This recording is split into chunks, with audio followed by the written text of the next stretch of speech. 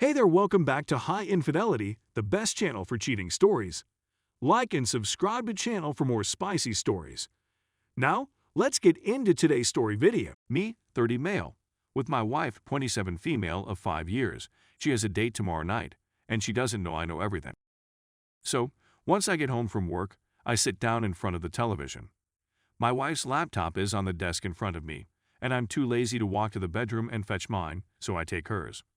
I went to check my Facebook to respond to my cousin's message, but when I opened the inbox, I saw that my wife was still signed in. And lo and behold, my wife is attempting to arrange a date for tomorrow night. Fantastic.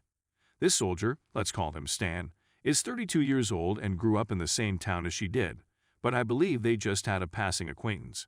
So our beautiful wifey arrives home about an hour after me and immediately begins discussing our weekend plans. My friends from my hometown want to get together tomorrow night. Stan, his sister Jessica, and Sam, a young lady. I'm not sure whether I want to go yet, but it's all right if you don't, since they're all from my boring hometown. Then she quickly begins making arrangements for Saturday and Sunday. I waited for her to finish before saying that I wouldn't mind accompanying her, especially since I'd like to meet her friends or friends. She goes on for a short while about how dull it would be and how I go to bed very early, so I could be cranky. I wake up early for my job.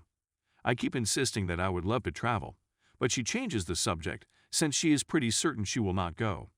When she began watching television, I informed her that I needed to borrow her laptop for my fantasy football league, so I could see any new developments with her date.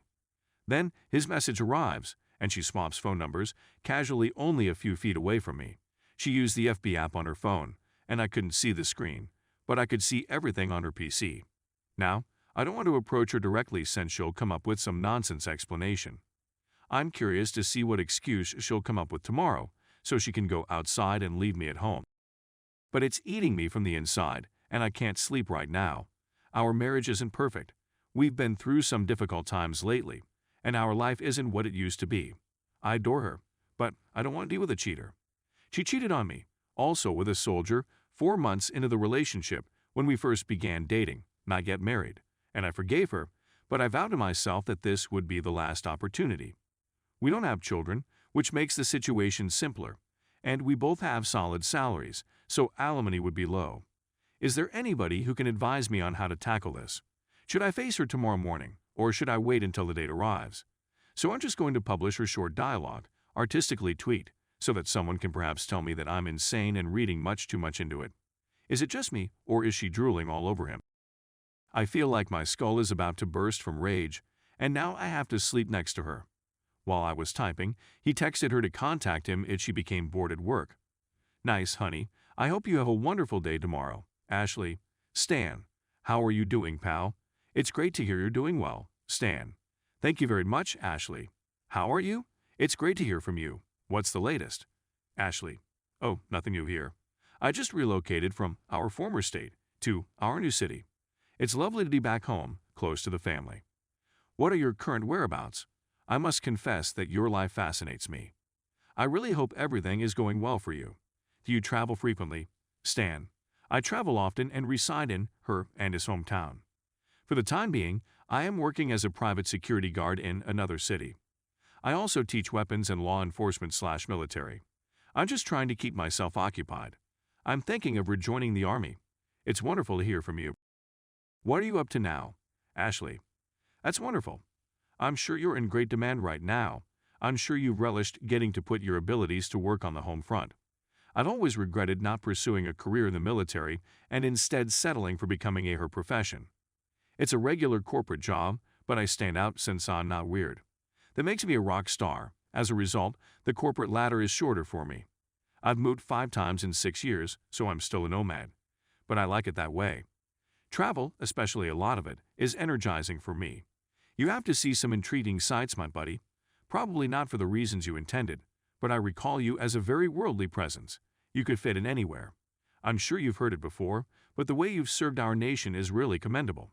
I hope you get to hear it a lot, Stan. I apologize for the delay in responding, and I'd like to thank you for the recognition you've given me. Most people don't offer much more than a thank you. Many males perceive me as a reminder of what they haven't done, which makes them defensive. Most women just see it as something hot or attractive. The nicest accolades come from the elderly. Younger people have little concept of sacrifice or respect, but you are an exception.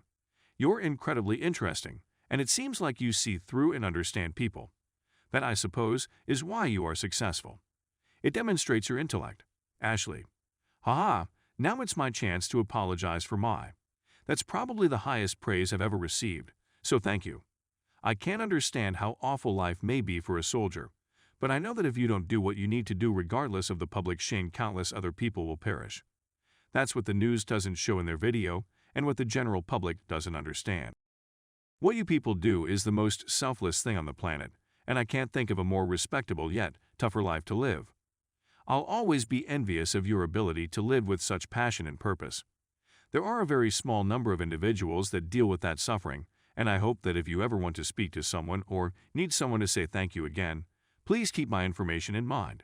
I wish I had spent more time with you when we were younger, but I don't see why we can't be excellent friends today.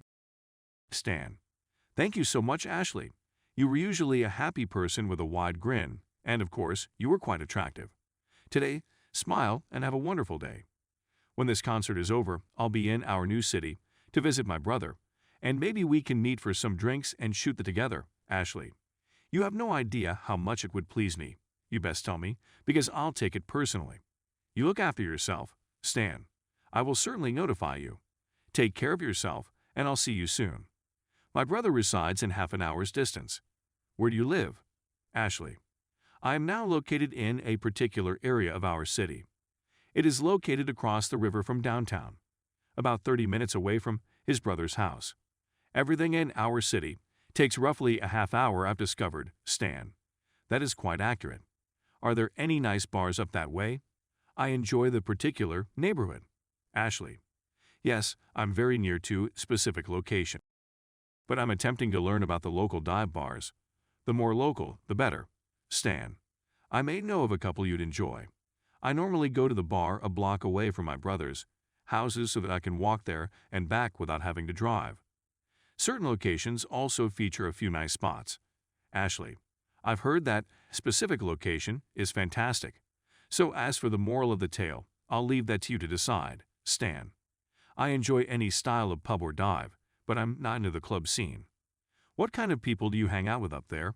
And I'm assuming you work Monday through Friday, 9 a.m. to 5 p.m. Ashley. Because I'm still so new, I mostly get out with folks from work. I wouldn't say 9-5, but I do her job, so sometimes are busier than others. My workplace, on the other hand, is really flexible with time, so it's like a corporate office with more flexibility, if that makes sense. Stan. That's okay. We recently received our contract, so I should be in our city shortly. Stan. Hello there. Ashley. Hello there, friend. What the heck happened to you? Stan. Are you doing well? He was considering visiting our city tomorrow. Do you have any plans? Ashley. Actually, I don't. That would be fantastic. It's been an extremely long week. Stan. Fantastic. His phone number. I'm hoping to be able to make it up there tomorrow night and hang out with you. Ashley. Yeah. Okay, I stored your phone number. I am her phone number. Please let me know if you plan on coming. Stan. Sorry, I've been at some show. I will surely let you know tomorrow. If you're bored at work, send a text. There has been no news about her intentions for tonight. I didn't push it too hard, so she wouldn't suspect anything was wrong. I opted not to confront her right away because I wanted to see whether she was going to see that man alone. I'll keep asking her to accompany me, but I'm afraid she'll come up with some I have to work late excuse if she really wants to meet him. I'll attempt to figure out where they're going to meet, and then I'll simply go there and meet them. If I see them alone, I'm going to file for divorce. I can't go through this again since it seriously jeopardizes my life and well-being. I'm really considering not going to therapy, if my worst fears come true, since I believe there is a significant difference in our mindsets if she considers it appropriate to meet a man on a Friday night without notifying me. I would never meet a 4-year-old woman I knew from way back, and they were not close friends, as mentioned in their letters, on a Friday night in a pub without informing or inviting my wife. I'm not sure how she doesn't see that's messed up and how damaging it may be to our relationship. She isn't an idiot if she doesn't see this, and if she's willing to take the risk, it simply wasn't meant to be. My stomach is rebelling from anxiety, and I only slept for about an hour last night. I despise this sensation.